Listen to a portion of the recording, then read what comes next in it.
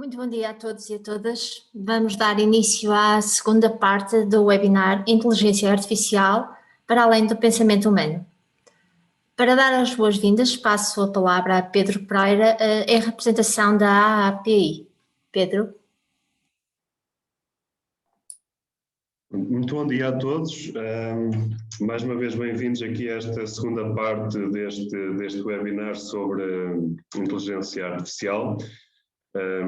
Quero agradecer desde já que a vossa presença e, acima de tudo, espero que possam retirar aqui muita informação e até ferramentas para usar nos vossos processos de internacionalização. A API, como aqui o meu colega ontem já deverá ter apresentado, foca-se muito no apoio concreto às empresas para a internacionalização, daí a organização destes webinars com especialistas em diversos assuntos, neste caso aqui no que se refere à inteligência artificial. No entanto, temos desenvolvido outras ações para tentar aqui apoiar as PME, principalmente agora nesta fase que poderá vir aqui a ser um bocadinho complicada. Por isso podem também consultar no site da API ou no site Leiria Centro Exportador, que será outro evento que vamos organizar brevemente, com oradores de renome, no caso, por exemplo, do Tim Vieira. Aconselho-vos a consultar e até inscreverem-se ou contactarem-nos se tiverem alguma dúvida. No entanto, não vou aqui alongar muito mais, porque penso que vocês vieram aqui foi para ouvir os especialistas aqui a falar e que realmente vos poderão ajudar mais. E vou passar aqui a palavra a eles e, mais uma vez, espero que consigam retirar aqui muita informação útil para as vossas empresas. Muito obrigado mais uma vez à presença de todos. Qualquer coisa, a API está aqui para vos poder ajudar. Muito obrigado. Muito obrigada, Pedro. Muito bem representada a API, sempre. Vamos então dar início. Vou passar a palavra a Pedro Barbosa. Hoje o tema vai ser Robots versus Cobots. Pedro, é consigo.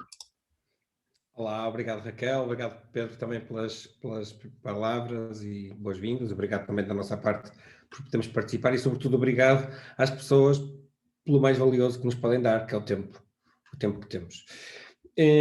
Eu vou partilhar o meu ecrã e hoje vamos falar aqui de um tema que é cobots versus robôs. E sobre este tema em particular eu queria começar por explicar o que é isto dos cobots, porque imagino que alguns de vocês, ou grande parte, não sei, uma parte pelo menos, não sabem o que é que são cobots, e é exatamente por isso, no âmbito da inteligência artificial, que nós decidimos trazer aqui este tema para cima da mesa, entre aspas. Então, cobots são collaborative robots e, portanto, isso significa, esta palavra colaborativa é exatamente por onde eu queria começar. Mas antes de começar pelo colaborativo, só passar em cima daquilo que vocês já sabem, quem esteve aqui ontem, um pouco, que este webinar faz parte do Export Chain e tem, por um lado, uma série de apoiantes e, por outro lado, a API, como já referiu o Pedro, como entidade organizadora. Então, a primeira e mais importante, se calhar, para começar, o primeiro tema a falar é este tema da colaboração. E para trabalharmos de forma colaborativa, o que nós temos essencialmente que conseguir é afastar-nos deste pensamento de homens versus máquinas, que não deixa de ser um pensamento sociologicamente interessante e uma discussão a ter, não deve ser evitado enquanto discussão sociológica, mas é um stopper enquanto, se quiserem, é um travão enquanto ao movimento de negócio, ok? Porquê? Porque ele polariza, ele extrema, não é? Nós estamos, ontem já falei um bocadinho sobre isto, não é? O tema das trincheiras, à medida que começamos a falar em máquinas de um lado e pessoas do outro, temos trincheiras e nós o que precisamos é muito mais pontos, e a collaborative robots estão exatamente nesta área da colaboração, que é exatamente isto que me quero referir com pontos. Portanto, isto não é uma lógica de humanos versus máquinas, pelo contrário, é quando as máquinas se encontram com os humanos e os humanos se encontram com as máquinas para juntos construírem mais do que conseguem construir em dois mundos somados. Já nem vou falar em dois mundos separados, em dois mundos em que os homens fazem umas coisas e as máquinas fazem outras, e os homens sabem muito... Os humanos, quero dizer, quando homens quero dizer humanos. Os humanos fazem umas coisas, as máquinas fazem outras, e, portanto, sabemos o que é que faz cada um, e cada um tem o seu papel. Estamos muito mais à frente e, portanto, a primeira coisa que temos de ter consciência é, não é human versus machines, mas é human plus e integration. Essa fusão é que vai ser fundamental. Portanto, vamos a caminho de uma inteligência colaborativa. Atenção que intelligence em americano não quer dizer a mesma coisa que em português, em termos de interpretação. Eu acho que é importante também dizer isto. Quando falamos em collaborative intelligence, intelligent em português, pelo menos em português em Portugal, a inteligência é muito vista como um skill, uma capacidade que as pessoas têm para, digamos, processar mais e conseguir mais mentalmente, enquanto os americanos veem intelligence como a mesma coisa, mas com gathering information. Portanto, por isso é que as agências secretas têm esta palavra intelligence. Como é que eu, portanto, a inteligência não é só processar e conseguir outputs, tem também o collection, como é que eu recolho essa informação. Portanto, collaborative intelligence engloba também isso tudo e é o caminho único, há poucas certezas que eu tenho, e esta é uma das poucas que tenho, é o caminho único para nós criarmos mais valor, mais rápido e mais assertivamente. Mais assertivamente porque vamos usar muitos dados, mais rapidamente porque vamos conseguir juntar várias entidades, podem ser pessoas ou podem ser máquinas, provavelmente vão ser as duas juntas, mas é desta forma que conseguimos evoluir mais rápido. É com colaboração e com inteligência colaborativa junta. Vamos ver como. Portanto, aqui uma nota que nós chamamos o missing middle, que é onde as pessoas e AI trabalham juntas e não trabalham como duas partes somadas. Reparem que eu aqui já nem estou na discussão humanos ou máquinas, devemos ou não estou nessa discussão. Já estou na discussão seguinte, que é humanos mais máquinas ou humanos, em alguns casos, integrado, fusionado com máquinas. E, portanto, esse missing middle é onde existem oportunidades e é onde existe crescimento e é onde existe futuro. Vou aprofundar um bocadinho mais. Portanto, eu trouxe aqui uma imagem, acho que se vê suficientemente, que esta imagem é de quando? Esta imagem é dos dias de hoje. É assim que as grandes fábricas de automóveis, de automação, e não só, neste caso é de automóveis, ok? Porque vou usar o exemplo dos automóveis. É assim que as fábricas dos automóveis, as indústrias dos automóveis funcionam. Portanto, têm unidades separadas de produção de peças e depois têm unidades de aglomeração de peças progressivas até estar a viatura toda. E grande parte desse trabalho é totalmente automatizado e, portanto, é 100%, algumas partes são 100% feitas por máquinas. Em alguns casos não são 100%, são 80% ou 90%, mas se vocês olharem para esta imagem, conseguem perceber que as pessoas, que aquilo não tem espaço para estarem ali pessoas, não é? As pessoas estão numa lógica de controle, coordenação, ativação de máquinas, eventualmente controle de qualidade e resolução de problemas, ok? Esta automação que nós estamos a ver aqui, que é a automação da indústria de hoje, é a dos robôs, onde o mais importante é a economia de escala, é produzir os bens de maior qualidade possível a preço mais baixo, para isso é preciso escala. E normalmente a personalização vem no fim, nos últimos 10%, ou nos últimos 15%, não é? Não é aqui a meio que começamos a personalizar logo no princípio das linhas, quem é da área de engenharia, né? Se for uma linha de produção, se começamos a personalizar no princípio, começamos a ter tantos itens, que o número de quantidade de item não é suficiente, quantidade por item de produção não é suficiente para termos uma economia de escala, que por sua vez vai ser essencial para termos um preço competitivo, etc. Portanto, isto é a revolução que veio, digamos, desde a Revolução Industrial foi crescendo até aos últimos anos, às últimas décadas. Isto não é o que vai acontecer amanhã. Reparem, não é que isto não vai acontecer amanhã, também vai. Mas isto não é o caminho da evolução da automação só. Nós vamos a caminho de uma automação mais flexível. E onde nós temos este desafio de ligar pessoas com inteligência artificial. E não ter dois mundos separados, que era o que estávamos a ver aqui, ok? O mundo da automação, o mundo das máquinas, controlado por humanos, sim.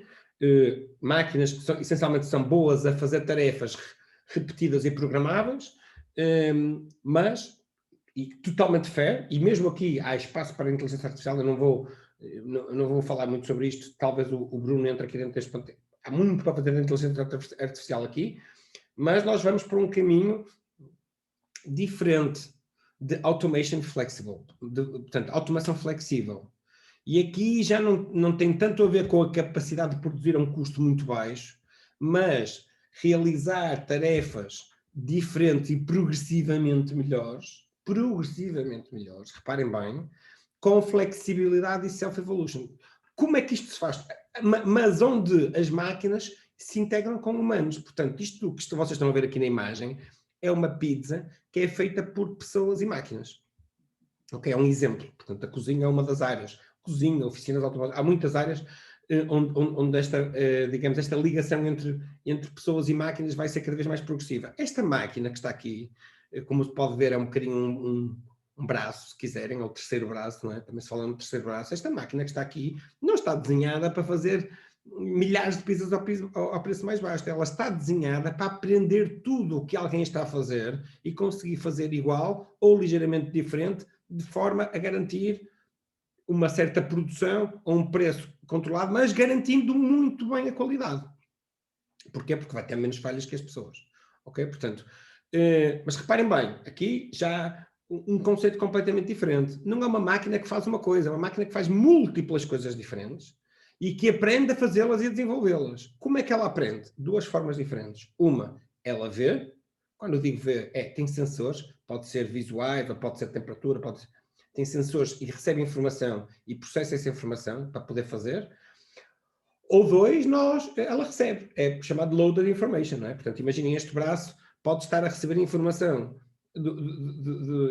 Vamos imaginar 100 câmaras que estão em 100 restaurantes com 100 chefes a fazer pizzas, e é este braço que recebe toda essa informação. Portanto, recebe uma grande quantidade de informação e sabe quais são as várias formas de fazer pizza e também sabe, eventualmente, o que é que não se deve fazer, o que é que tem que se evitar para a pizza ficar crua, queimada, whatever, ok?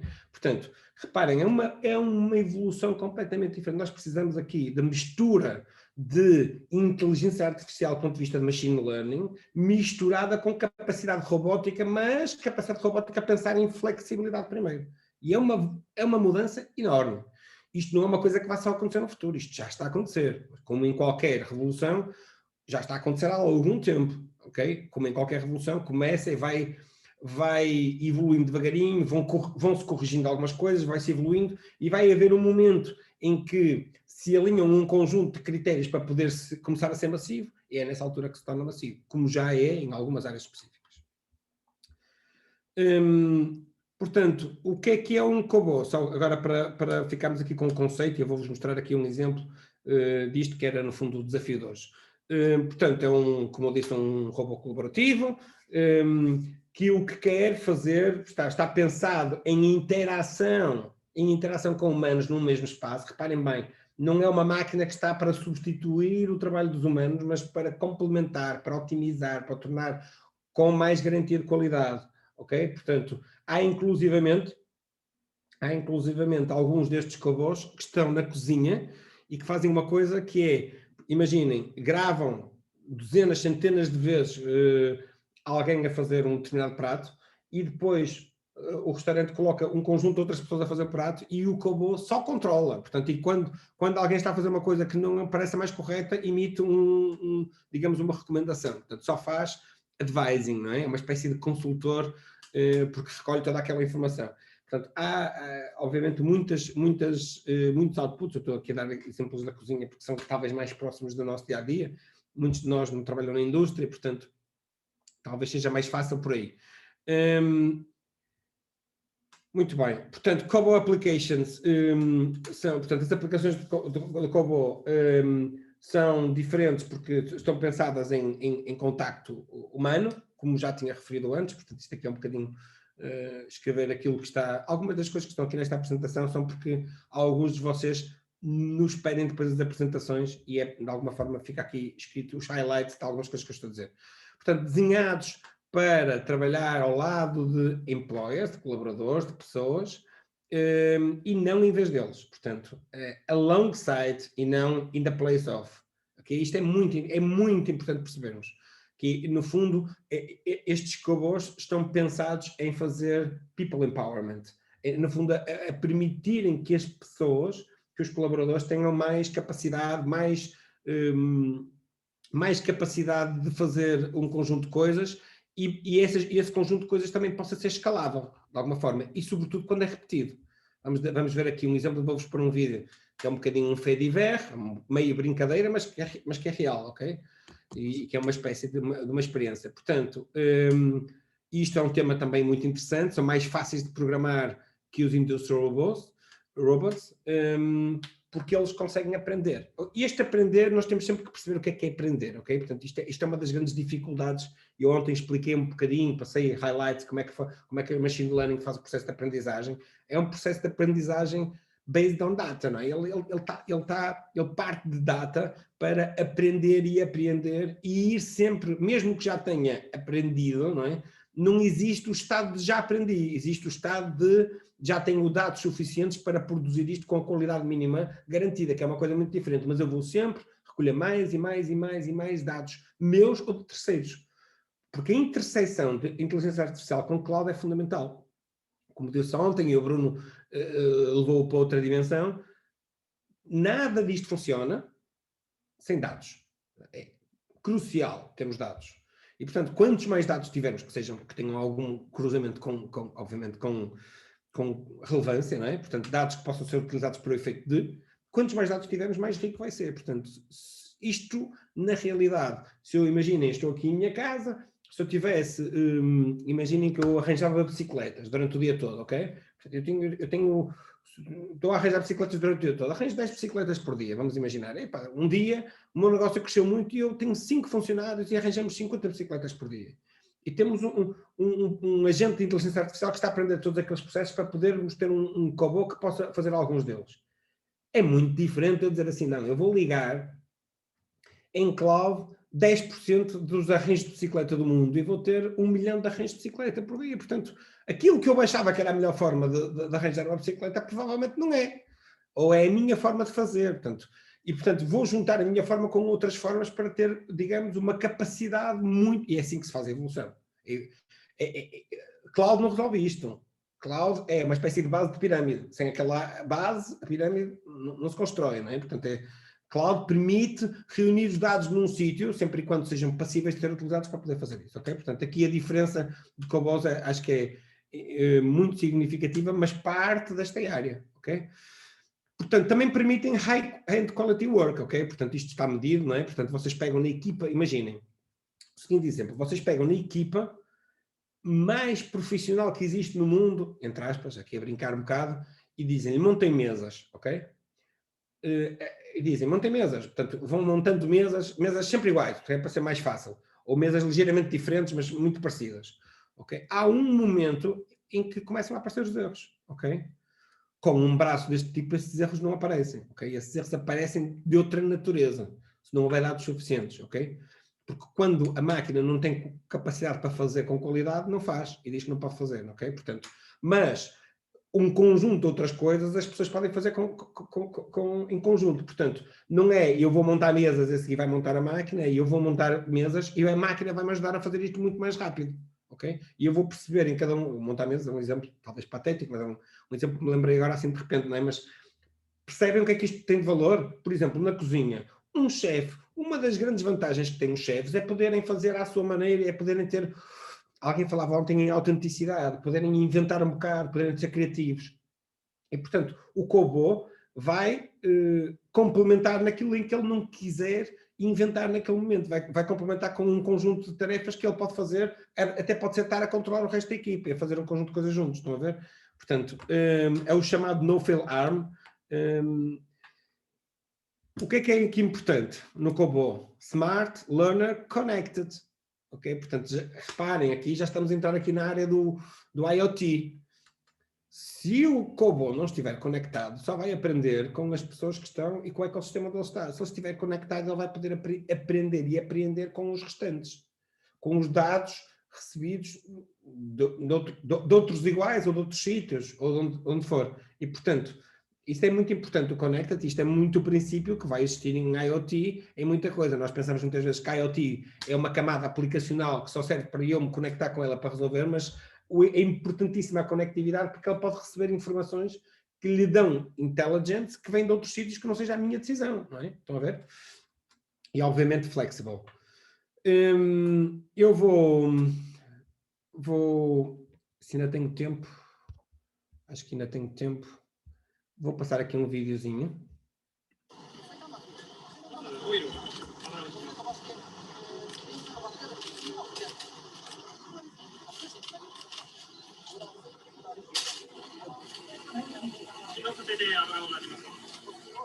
Estão a ver esta cozinha que tem uma mistura de funcionários normais com cobots, embora ela, na realidade, também tenha ali um técnico, porque na realidade isto é um processo inicial. Está ali ao lado esquerdo uma a tirar finos, ou cervejas, ou como vocês querem chamar, imperiais. Estão a ver? Os mesmos braços são capazes de fazer tarefas completamente diferentes umas das outras. A flexibilidade é exatamente isso. No momento podem estar a fazer umas coisas, no outro momento podem estar a fazer outras. E a relação, por exemplo, uma das coisas engraçadas neste experiment é aquelas cervejas que estão a ser ali tiradas do lado esquerdo.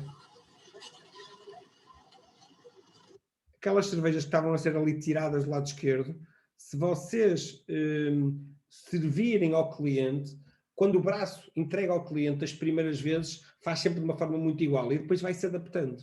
Percebe a altura do braço melhor e vai melhorando.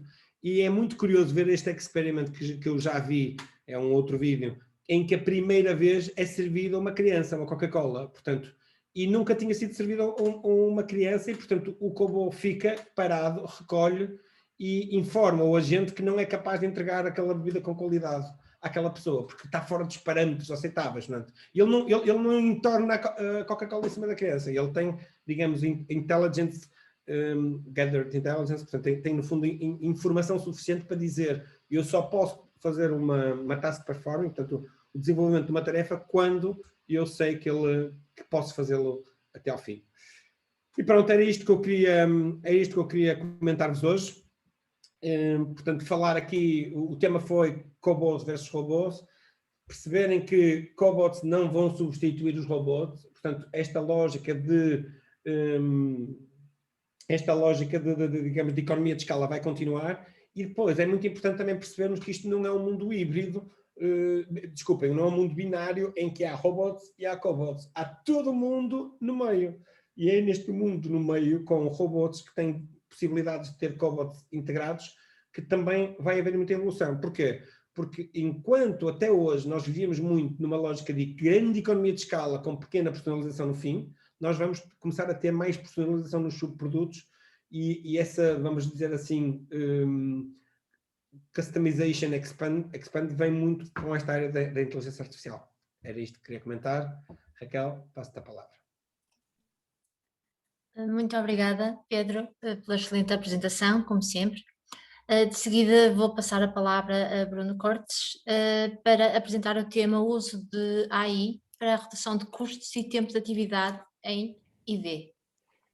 Ok, Raquel, eu vou começar mais uma vez por agradecer o vosso tempo e presença, à semelhança de ontem. Eu ia pedir desculpa pelos, talvez, anglicanismos excessivos que eu pudesse utilizar, fruto de já estar há muitos anos fora do país, mas penso que o Pedro bateu-me nesse recorde e, portanto, vocês nem vão notar a diferença quanto às expressões que eu poderei vir a utilizar. A mensagem de hoje continua a ser uma mensagem um bocadinho não muito alinhada com o mainstream, mas eu acho que vocês vão ser capazes de digerir de acordo com as vossas capacidades e tirar o maior valor acrescentado de tudo aquilo que falámos nos próximos 20 minutos, mais ou menos.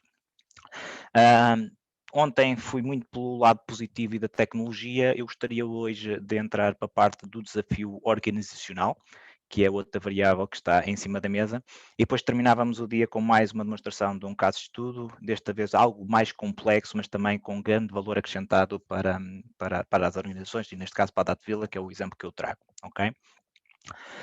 Continuando então, ontem mostramos um caso de sucesso na Datvilla, de aumento da eficiência operacional.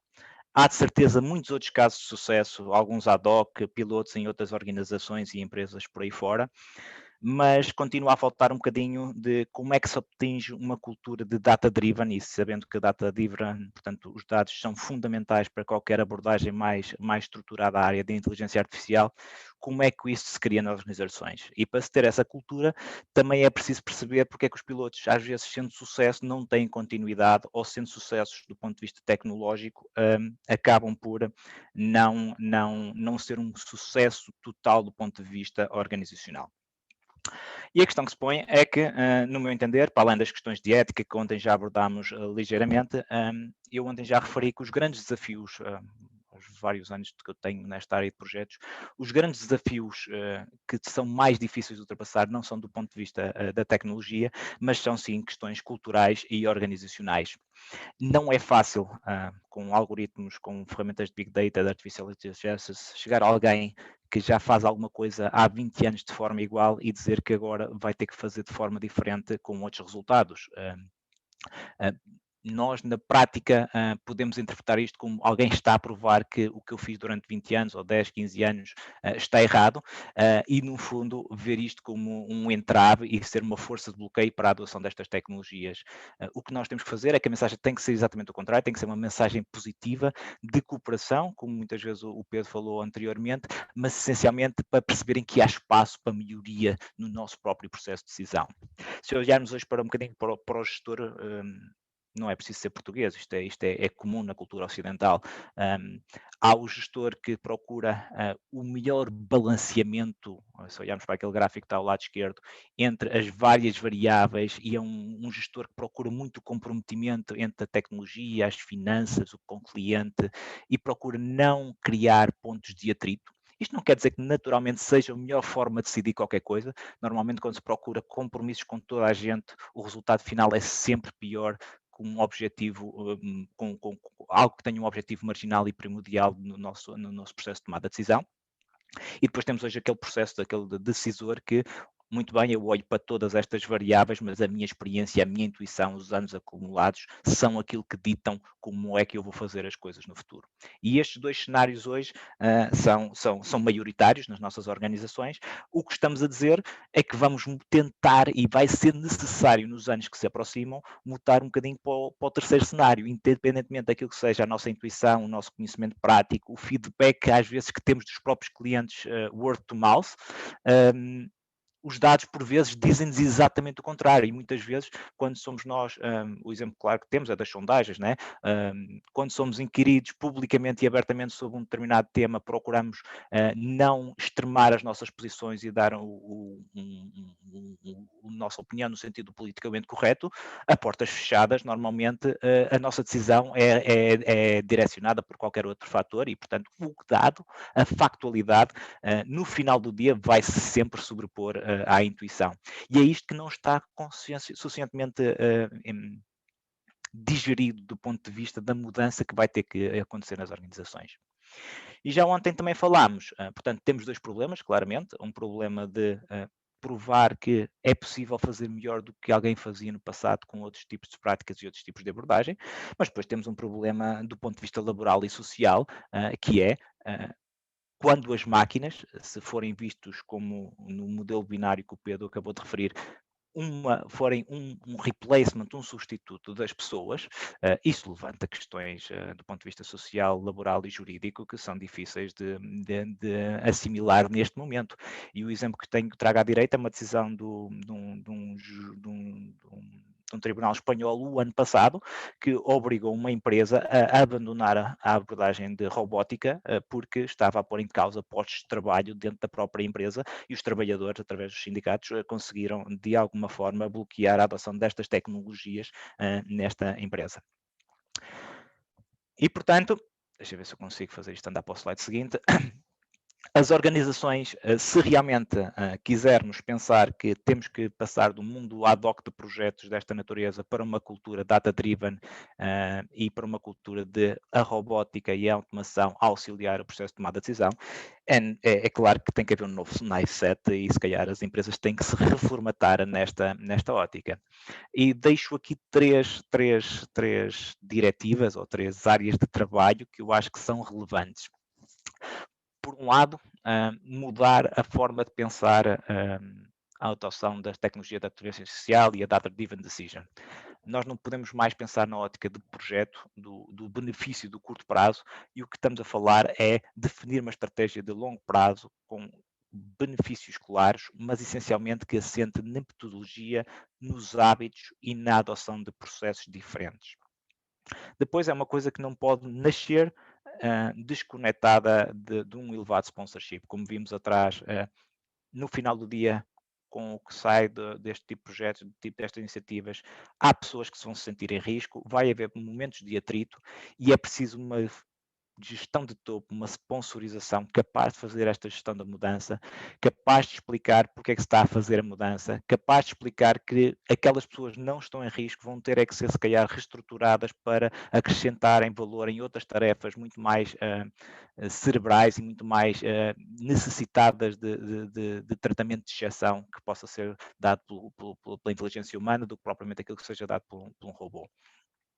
E depois, definir estes projetos não é dizer eu vou investir em tecnologia, eu não vou comprar um robô, eu não vou gastar vários milhares de euros ou dezenas ou centenas de milhares de euros numa equipa meramente tecnológica. Eu tenho que perceber que, tal como vocês compram equipamento pesado, tal como vocês fazem investimentos de projetos, nós estamos a construir um asset. Se calhar alguma coisa que tem que ter um imobilizado, tem que ser revisto do ponto de vista da organização, não como um custo, mas sim como um investimento. As coisas começam mal quando alguém que está a dar os primeiros passos nesta área levanta a questão, mas quanto é que isto me vai custar?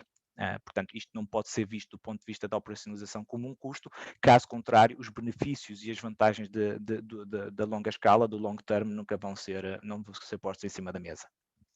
E, portanto, acho que a mensagem importante que eu trago para este desafio, e que não é fácil, são anos a debater o assunto, é, em inglês fica mesmo muito melhor, trust the process, debate the results, quer dizer, não se questione a qualidade do processo, podemos sempre discutir se os resultados estão de acordo com as nossas expectativas, se factualmente e objetivamente o que esperamos de um determinado projeto é aquilo que nós tínhamos definido como ROI ou como resultados finais, mas isso podemos estar a falar de projetos de engenharia ou podemos falar de projetos de tecnologia, é sempre o resultado final, é sempre debatível. O processo e a forma de lá chegar, a metodologia, essa sim tem que ser parte do nosso DNA, parte das nossas fundações e não pode ser questionada se um determinado projeto por acaso não atingiu os resultados necessários. Então, mas mesmo assim, como é que se faz? Como é que se faz para garantir que os resultados estão alinhados? Foi na sequência de uma das perguntas de ontem. Como é que garantimos qualidade? Como é que garantimos que estamos a fazer as coisas corretas? E quando trata-se de data-driven decision, automação, inteligência artificial, etc., acho que é extremamente importante não ver isto como silos. Criar centros de competência conjuntos, pessoas da tecnologia, pessoas de negócio, para quê? Não só para haver uma troca de conhecimento e de competências que se complementem durante o processo de desenvolvimento, mas também para facilitar depois a adoção e o change management dentro das organizações, que é completamente diferente se vocês tiverem as pessoas-chave do ponto de vista do negócio envolvidos nos projetos desde o início e mais do que nos projetos, na discussão dos roadmaps e das arquiteturas, do que chegarem 3, 6, 9, 12 meses depois de implementarem um determinado projeto, dizerem está aqui a solução, agora vocês têm 2 semanas para aprender a utilizar isto. Não funciona. Vai ser claramente um detrator da solução e, portanto, combinar a existência de novos centros de competência mistos de pessoas de negócio, com misto de pessoas de ciência, com misto de pessoas de tecnologia, para um fim comum. Se em cima disso quiserem, como diz o slide do lado direito, juntar aquilo que hoje está na moda das metodologias ágeis, olhar para os problemas incrementais do dia a dia, definir metas que sejam capazes de ser atingíveis e que se veja no longo termo os resultados em cima da mesa, então este pode ser um caminho que vos faz passar de projetos ad hoc DIY para uma metodologia e para uma cultura diferente para estas abordagens. Continuando dentro do mesmo tema, não é só pôr as pessoas, então como é que se sponsoriza, como é que se faz esta mudança de DNA? O Pedro ontem, e nós não coincidimos no slide apenas por causa dos termos, mas os nomes são exatamente, as pessoas que estão aqui identificadas são exatamente o que ele chamou ontem de trainers, falta-me o nome que disseste ontem, Pedro, mas depois voltamos a ver, mas é exatamente o mesmo conceito. Quando se monta uma estrutura destas, e começando pelo lado direito, se calhar, há uma necessidade clara de sponsorização. Não se faz isto nas organizações, não se muda a cultura, não se muda DNA sem sponsorização de topo, ok? Mas depois precisamos de gente dentro das organizações, não só que desenvolva e pensa estas soluções. No nosso caso, o meu conceito é, nós chamamos isto Hub, são pessoas da IT que podem ser Head of Analytics, arquitetos de sistemas, programadores, cientistas, etc., mas também pessoas de negócio que saibam explicar como é que se faz um processo químico, como é que se monta uma linha de produção automóvel, consigam ver as sinergias entre a tecnologia e o processo de negócio. E depois os spokesmans, algo que fica ao nível, nós chamamos o ETL-1, ETL-2, isto é o nível executivo abaixo do que seja a direção, por exemplo, alguém que consiga interagir diretamente com este hub e ser o paladino, o vendedor da tecnologia e da abordagem conjunta e simbiótica no contexto empresarial, ok? Portanto, é um misto de equipas do ponto de vista de sponsorização ao mais alto nível, caso contrário não vejo grandes oportunidades de sucesso, mas depois uma equipa que continuamente possa ver isto dentro da organização, não como um projeto, mas como uma estrutura nova para suportar o desenvolvimento de negócio. Eu trouxe aqui um slide, vou falar muito ligeiramente sobre isto. Mais uma vez, eu acredito claramente na teoria dos grandes números. Se fizermos a mesma coisa várias vezes, e com racionalidade e lógica, vamos ser mais vezes sucedidos do que aquelas que falhamos, mas vamos ter falhas, de certeza. Portanto, pensar apenas na ótica de projeto, corremos algum risco, um projeto pode correr bem ou pode correr mal. Pensar numa fundação, numa estrutura, aí numa metodologia e enraizá-la dentro das organizações, então há projetos que vão correr mal, mas serão necessariamente muitos mais os projetos que correm bem ao longo do tempo, e temos que criar condições para que essas pessoas estejam alinhadas. O que nós temos aqui é como é que se aborda a introdução da tecnologia e dos conceitos nas organizações, começando pelo treino, awareness, como quisermos chamar, a tomada de conhecimento da gestão de topo, depois os spokes, portanto, aquele grupo intermédio que vai fazer a venda do conceito e da organização, da nova organização dentro das próprias empresas, e por fim, os pontos de contacto, os stakeholders em cada projeto, que provavelmente no final dos projetos têm um contacto mais proximidade, mas devem ser envolvidos nos projetos logo das suas bases. A necessidade disto não ser abordado também numa ótica meramente de projeto é que, se eu pegar no exemplo do Data Driven, já ouviram certamente falar de conceitos anteriores como os Data Lakes e os Data Warehouses. São fundações, são investimentos necessários e alguns de alguma monta, dotar as organizações de capacidade computacional para processar aqueles milhões de dados que falámos anteriormente, que falámos durante o dia de ontem, porque isto não se monta de um projeto de um momento para o outro, porque o custo fica lá e não está amortizado. Portanto, quando falamos em criar condições, é perceber que não é um investimento de projeto, mas é um investimento de longo termo, se calhar temos que estar a discutir isto ao nível financeiro do ponto de vista da amortização do imobilizado, mas tem que estar lá da mesma forma quando vocês compram um caminhão para uma cadeia de distribuição logística, vocês amortizam isso ao longo de vários projetos e ao longo de vários anos. A mesma lógica está hoje a ser introduzida nas organizações. Falando do caso concreto, por exemplo, da Dataviller, nós temos projetos de BI e de Data Lakes e de inteligência artificial de vários milhões de euros, e claramente, do ponto de vista da auditoria fiscal e contabilística, aquilo é um asset, é um imobilizado que é amortizado ao longo de vários anos e com projetos depois montados em cima das soluções. E, portanto, isto era um pouco da visão e do desafio organizacional. É uma mensagem um bocadinho mais de desafio e de challenge que vão encontrar.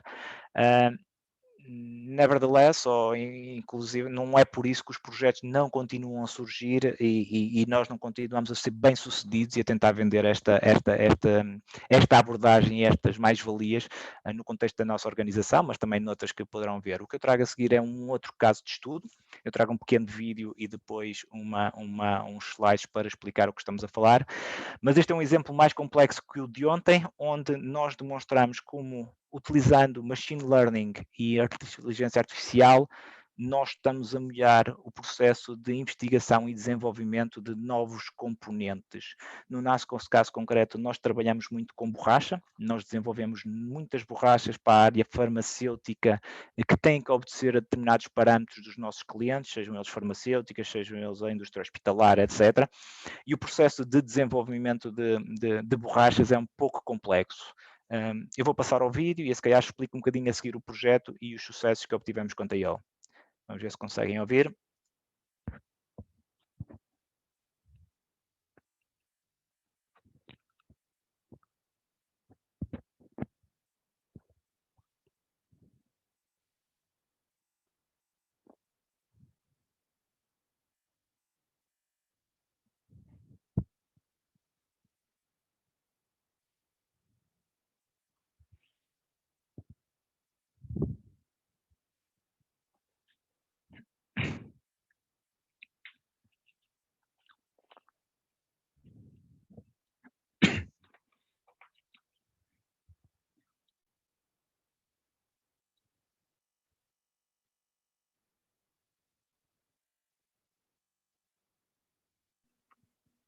Bruno, não se está a ouvir o som do vídeo.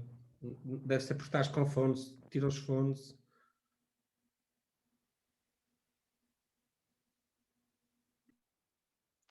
Eu penso que alguém estava a falar de fundo, tiveram dificuldades em ouvir, certamente, não? O som não estava a passar, o som do vídeo. Muito bem. Não sei como é que farei isso a seguir, mas a mensagem foi clara. Entretanto, eu continuarei e deixaremos o vídeo disponível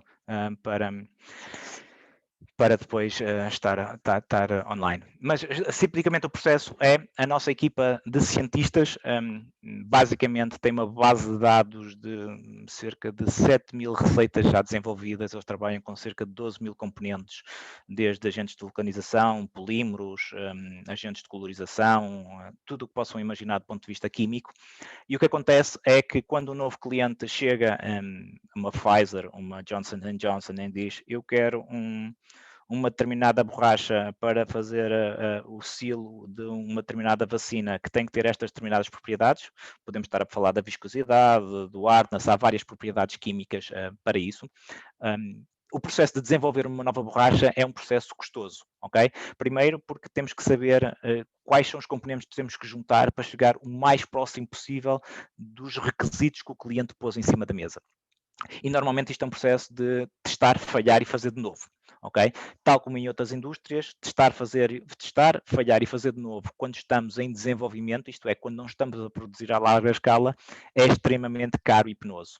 Portanto, este é o contexto, o desafio é este, há uma grande base de dados de compounds, portanto, materiais que se juntam com receitas, em que quantidades, em que fases, a que temperaturas, etc.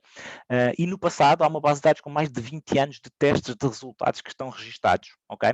O que faz sentido e o que nos lembramos, que é como é óbvio, é porque é que não pomos uma máquina a aprender com estes componentes no passado, que resultados é que eles nos forneceram. E se hoje chegar um cliente que, em vez de pedir o hardness, é uma medida de resistência, uma borracha que, em vez de ter uma resistência de 300, tenha uma resistência de 320, o que é que eu tenho que mudar nas receitas que já existem ou fazer uma receita nova para atingir esse objetivo, ok? E o objetivo é usar o mundo digital para gerar amostras, para testá-las no mundo digital, inclusive é para substituir componentes que existam ou novos produtos que sejam introduzidos no mercado, de tal forma que a equipa de desenvolvimento, em vez de produzir 10, 15, 20 amostras para tentar chegar a uma receita e um composto que possa ser usado em produção, produza 2 ou 3 a um custo completamente diferente, muito mais rápido, e com isso ganhamos não só em tempos, mas também de custo para o mercado. Portanto, a tecnologia foi usar dois algoritmos, 2 frameworks que existem, que vocês já devem ter ouvido falar, de algoritmos genéticos e de redes neuronais. Isto foi um passo que se deu no início do século, de adotar conceitos da biologia à computação. E basicamente é exatamente o que isto acontece. Quando falamos de algoritmos genéticos, o que temos é um sistema que pega em 2 receitas ou em 2 combinações de dados e tenta cruzar informação, aquilo que se chama as permutações genéticas e os cruzamentos genéticos, para gerar uma população de indivíduos, neste caso de novas receitas, onde se espera que, através do processo de seleção natural, portanto isto tem muito a ver com a teoria de Darwin, a nova receita seja mais forte ou aponte para melhores resultados do que aquelas que originalmente estiveram na sua gênese. O processo de redes neuronais é exatamente um processo que simula o cérebro, em que hoje podemos ter regressões estatísticas e outros modelos matemáticos para tentar prever simples variáveis, mas quando temos uma combinação de variáveis numa correlação não linear, as redes neuronais é um conceito específico, idêntico àquele dos gatos, é o exemplo dos gatos que o Pedro utilizou ontem, em que cada célula de uma rede neuronal, à semelhança de uma célula cerebral, consegue tentar identificar numa imagem, de uma receita, do que quer que seja, usando o exemplo do gato ontem, aquele desenho tem um símbolo ali que parece um olho de um gato, então eu considero isto um gato, e combina todo este conhecimento para nos dizer com uma determinada assertividade se conseguimos ou não prever uma propriedade, ok? Não entrando em muito detalhe, está muita literatura sobre isso no mercado, o nosso processo é um bocadinho confidencial, mas os algoritmos são do conhecimento genérico. Nós estamos a fazer o rollout deste processo exatamente nesta semana, portanto o projeto ainda está em curso, mas já estamos com capacidade de estimar com 99% algumas das componentes, desculpem, com 97% algumas das componentes mecânicas e físicas que nos estão a ser pedidos pelos nossos clientes para a produção de novas amostras. E isto está a ser muito bem recebido, porque as primeiras estimativas mostram que nós vamos ser capazes de reduzir em cerca de 40% o esforço e custo de produção de novos materiais. Okay? Já não estamos a falar da parte de produção, estamos a falar da parte de investigação. Pelo facto de estarmos a utilizar, e aqui para terminarmos é a questão holística que ontem falámos, pelo facto de estarmos a utilizar máquinas, utilizarmos dados, estamos também a conseguir acrescentar uma mais-valia adicional ao processo. Os nossos engenheiros de produção são claramente engenheiros químicos que olham para os materiais, olham para as propriedades dos materiais e toda a sua forma de pensamento é conduzida pelo conhecimento químico e pela sua fundamentação química. Mas a verdade é que nós podemos introduzir nestes algoritmos e da parte do ponto de vista da abordagem holística, não só a parte de produção de materiais, mas também a parte de análise de custos. E se tiver um produto que vai usar um polímero A que tem um custo X, e se o sistema souber que se usar o polímero B que tem um custo metade do custo Y, atinge aproximadamente os mesmos resultados, o próprio sistema toma a liberdade de dizer, ouve lá, deves usar o componente B em vez do componente A, os resultados vão ser suficientemente parecidos, vão passar todos os testes de qualidade do teu cliente, mas em termos de custo de produção, isto no final vai ter impacto na nossa conta de exploração. E isto é um exemplo muito mais complexo, mas onde nós vemos a inteligência artificial, o machine learning e os dados, os 3 conceitos que fomos tocando ao longo dos 2 dias de webinar, a introduzirem mais valor na organização e no nosso processo produtivo. E, portanto, eu fico-me por aqui e deixamos agora espaço para algumas questões que possam ter.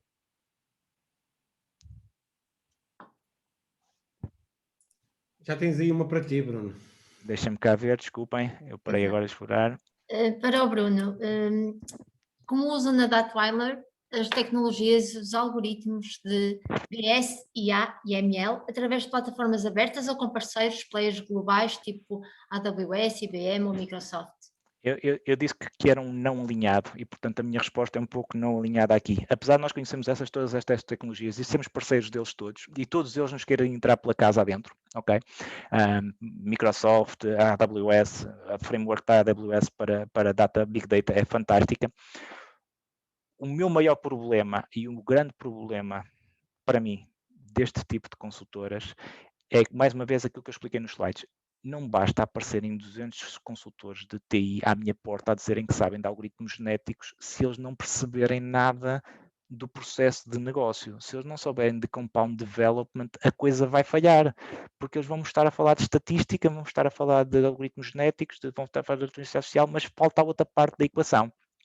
Portanto, eu vejo esses parceiros que podem entrar pelas nossas portas adentro, mas tem que ser numa relação de longo termo. Nós temos os nossos próprios parceiros, empresas mais pequenas, mais especializadas, que trabalham connosco no longo termo, ok? Não sei se fui claro naquilo que eu quis dizer. Temos aqui uma questão no bate-papo também para o Bruno, que é se o software da Datweller para ERP é apenas de uso interno. O software, nós somos o maior, se calhar um dos maiores clientes da SAP no mundo, S4 para ERPs, MII e Very95 para a área de Machine Learning. A parte de Compound Development é um software à medida. A parte de tudo que estão aqui a ouvir falar de Big Data e Data Analytics, apesar de ser fundamentado em tecnologia Microsoft e AWS, como o colega disse, é também depois toda a parte de algoritmia e de desenvolvimento interno com parceiros. Muito obrigada.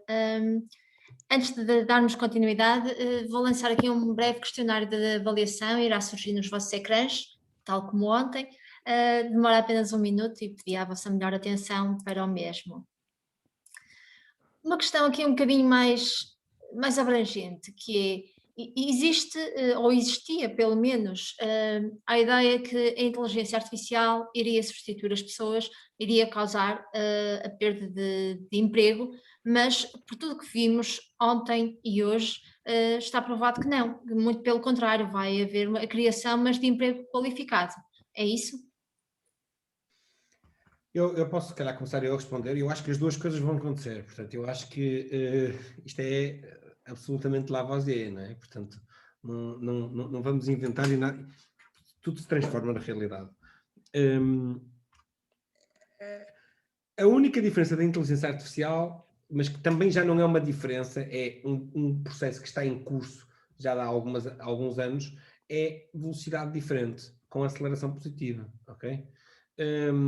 Aceleração positiva significa, na prática, que o incremento da velocidade, que a velocidade continua a incrementar, ok? Portanto, o que significa, na prática, é o seguinte, vou ser aqui um bocadinho, talvez exagerado, mas se calhar há 100 anos, nós, pessoas, precisávamos de evoluir, mas evoluíamos de umas gerações para as outras, portanto, eu tinha um certo conhecimento e depois a geração seguinte tinha que renovar esse conhecimento e a seguinte renovar esse conhecimento. Há um dado momento em que esse conhecimento tem que começar a ser evolutivo dentro da própria geração.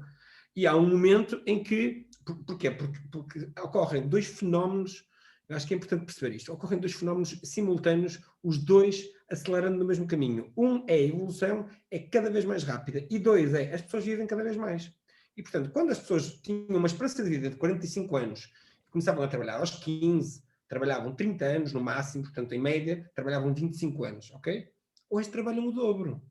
E a velocidade é 3 vezes mais rápida. Portanto, os loops de aprendizagem têm que ser 12, 20, 30 vezes mais rápidos. Exatamente. Porquê? Porque são dois fenómenos em paralelo. Portanto, isto não tem a ver com a inteligência artificial, tem a ver com um movimento que vem desde sempre, só que vai acelerando cada vez mais. E, portanto, na prática, qual é o desafio real? O desafio é a substituição de postos de trabalho por funções de mais valor ou de mistura de pessoas com inteligência artificial a uma velocidade igualmente rápida. E esse é que é o desafio. Okay? E qual é o risco? O risco existe nós não sermos capazes de nos adaptar suficientemente rápidos, nós como pessoas, indivíduos, não é? Eu, por exemplo, não sou capaz de... E outras pessoas serem. E, portanto, eu ficar um bocado numa zona de, ok, tenho que ir fazer outras coisas porque não consegui fazer aquela evolução ainda. Ok? Esse é o risco. E é por isso que se fala hoje de transição digital e de transição tecnológica. Já não se fala tanto de transformação. Porquê? Porque a transformação implica uma espécie de programas de change management e transição implica é como estar a subir umas escadas. Eu estou a subir umas escadas, eu sei que estou a subir um step, um degrau, desculpa o Bruno os anglicismos, mas isto tem a ver com quando nós vivemos fora do país e começamos a pensar em inglês, às vezes é difícil, não é por mal. Mas não, eu estou a subir um degrau e tenho percepção de que a minha viagem não vai acabar naquele degrau. Eu vou ter que subir um conjunto de outros degraus, pode ser mais rápido, pode ser mais lento, mas porque senão eu fico para trás. E, portanto, esse é que é o grande desafio e tem a ver com preparação de pessoas e de consciência, mais do que tudo o resto, mais do que com conhecimento de tecnologia. Respondendo à pergunta de forma muito direta, vão desaparecer alguns postos de trabalho que vão ser substituídos por formas mais eficientes de fazer? Pode ser porque são substituídos por máquinas ou deixam de existir aqueles processos, passam a existir outros. Okay? Inventamos outros melhores. Portanto, isso está sempre a acontecer. Vai acontecer mais rápido.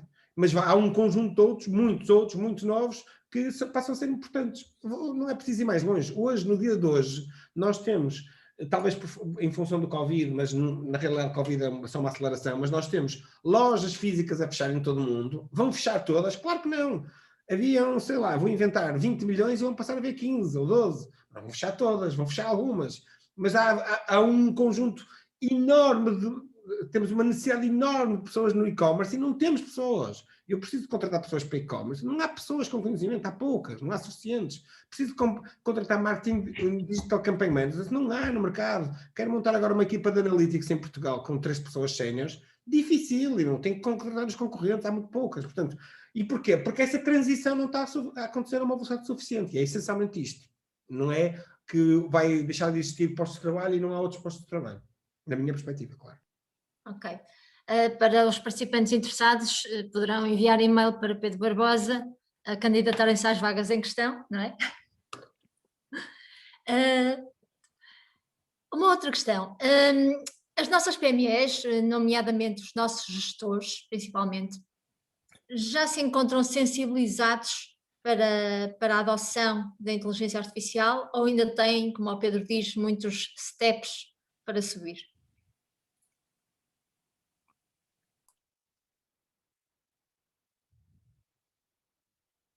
Pedro? Ninguém quer responder a isto? Pedro? É melhor seres tu?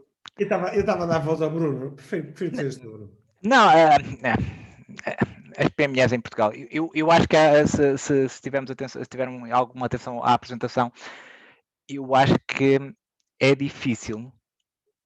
A PME em Portugal, ouvindo estes seminários, o gestor começa a assimilar alguns conceitos, mas vai continuar sempre a começar com algum receio, vai continuar sempre a começar na ótica do projeto, do piloto e do custo. Quanto é que isto me custa, ok?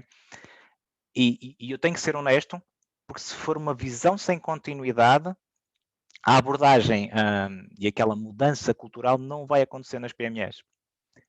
Ela vai ter que ser suportada numa diretiva, num programa de governo, como aconteceu no governo de Sócrates, onde realmente a adoção do e-government teve um boom enorme no nosso país. Eu acho que terá que ser uma sponsorização e uma muleta dessa natureza que permita quem tem menos recursos, quem tem que olhar todos os dias para uma conta de exploração, não ver isto como um custo, mas como um investimento de longo prazo, que há de ter o seu retorno, há de ter a sua amortização e há de trazer as suas mais-valias para o negócio. Portanto, há um desafio muito grande, acho eu, na área das PMEs, para passar dos pilotos e dos projetos individuais para uma cultura de decisão baseada nesta tecnologia e nestas abordagens. Mas esses principais desafios serão o quê? O mindset, os recursos humanos, ou o investimento, ou tudo junto? Eu gosto das abordagens holísticas, eu acho que é tudo junto. O exemplo do Covid é um bom exemplo. A economia está a cair mais de 12%. Não sei quantas empresas vão fechar nos próximos meses devido ao problema da pandemia. Não deve estar com o topo das prioridades na cabeça de um gestor de uma PME, neste momento, a adoção de ferramentas de inteligência artificial, quando está a discutir quantos clientes é que vai perder, se consegue manter postos de trabalho, etc. Portanto, não é só uma questão de investimento e de mindset, é tudo junto. A própria conjectura económica vai ditar estas regras. Por isso, daí a necessidade de haver uma muleta, um programa, uma diretiva governamental europeia que consiga trazer isto para outra escala de abordagem e de adoção. Sim, eu era capaz de acrescentar uma coisa, que é, eu acho que muitas vezes nós, gestores, muitas vezes falta-nos a capacidade de reinventar conceitos. Não é? Pensamos muito dentro de uma caixa, e tenho um problema, sei lá, pegando agora no que o Bruno está a dizer, epá, tenho um problema, isto é um problema crítico, não é?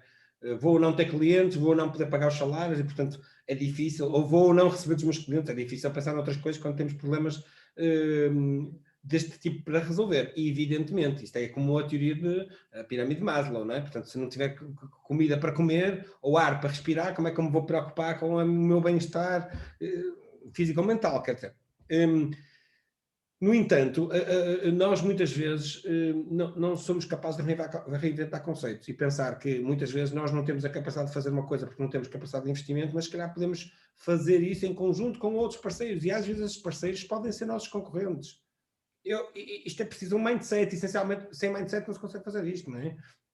Eu posso-vos dizer, nós na Wise Parrots temos, neste momento, estamos a acabar uma parceria com um concorrente direto numa área específica em que nós juntos vamos conseguir fazer uma coisa que separados, o Wise Parrots, nós conseguíamos, mas daqui a 2 anos, e eles se calhar conseguiram daqui a 6 meses, mas juntos conseguimos fazer já.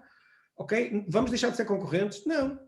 Vamos passar a ser os melhores amigos do mundo em tudo? Provavelmente não. Não quer dizer que não somos inimigos, mas não vamos passar a ser amigos desse ponto de vista. Mas capacidade de reinvenção também é isso, é ir à procura de outras soluções, e para isso, na minha perspectiva, embora concorde totalmente com o que o Bruno disse, é holístico, mas sem mindset, tudo o resto não vai ser suficiente. A tecnologia não vai ser suficiente, o dinheiro, a capacidade de investimento não vai ser suficiente.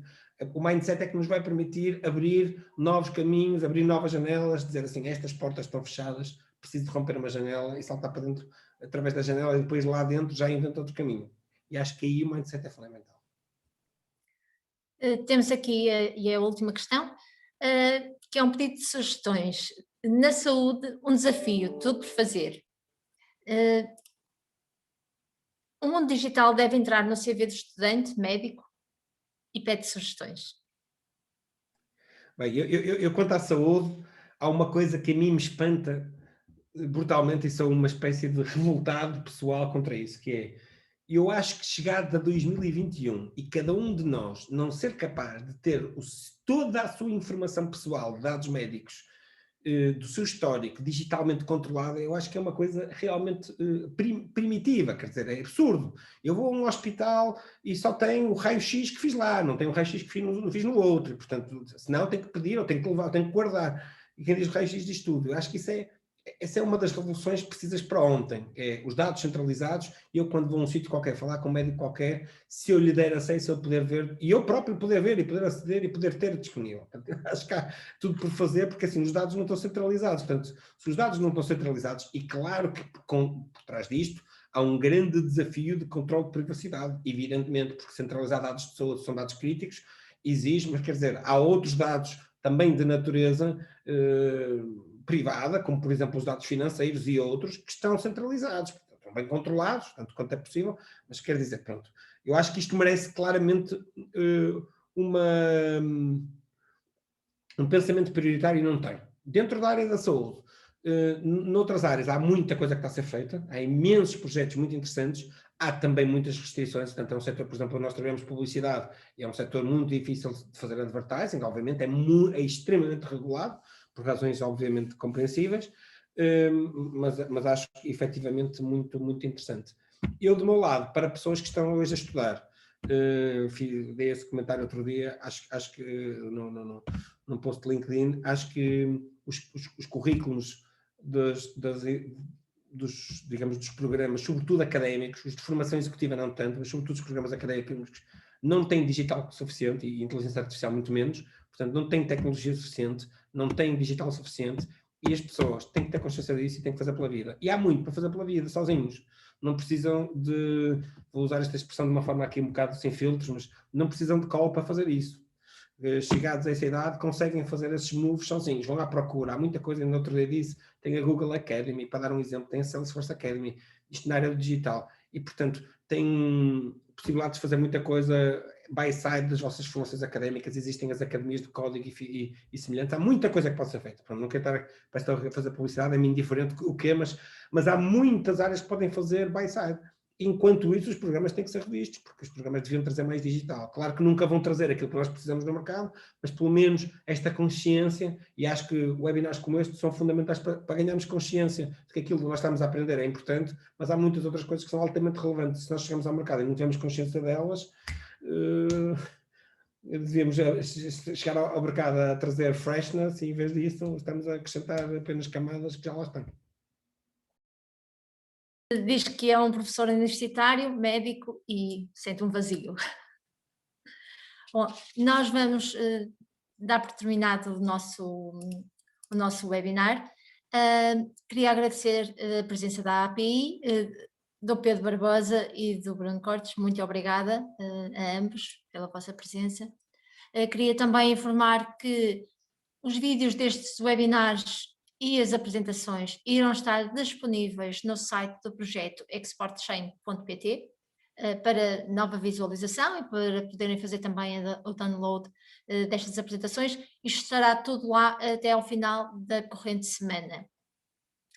Por fim, gostaria também de informar que já está previsto para abril 2 novos workshops sobre um tema que é o blockchain. As inscrições já estão abertas, podem se inscrever, para já ainda não foram, não está a haver, peço desculpa, divulgação irá a seu tempo, mas já estão abertas, poderão se inscrever também através do site exportchain.pt. De resto, resta-me desejar a todos uma excelente semana de trabalho e muito obrigada por terem participado em mais este webinar. Muito obrigada. Obrigado a todos. Boa tarde.